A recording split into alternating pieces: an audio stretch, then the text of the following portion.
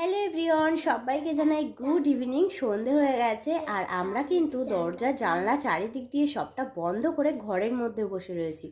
যদিও বা আজকে কিন্তু তেমনটা ঠান্ডা নেই, তাই জন্যই দেখতে পাচ্ছ গায়ে কিন্তু চাদর দেওয়া নেই। কালকে কিন্তু ভীষণই ঠান্ডা ছিল, যার কারণে দরজা জানলা বন্ধ করা সত্ত্বেও ঘরের মধ্যেও চাদর গায়ে দিয়ে বসে থাকতে হয়েছিল।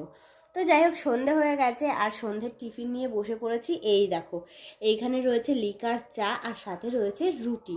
আসলে তোমাদের দাদাভাইকে ওই যে সকালবেলা টিফিন করে দিয়েছিলাম রুটি, সেখান থেকে দুটো রুটি বেঁচেছিল, তো সেটাই নিয়ে বসেছি সন্ধ্যের টিফিন। আর এই দেখো, এখানে রয়েছে ম্যাগি। ম্যাগি খাবে পাকু আর আমি খাবো চা দিয়ে রুটি। আচ্ছা, তোমাদের কারোর কি বাসি রুটি দিয়ে চা খেতে ভালো লাগে? অবশ্যই কমেন্টে জানিও তো।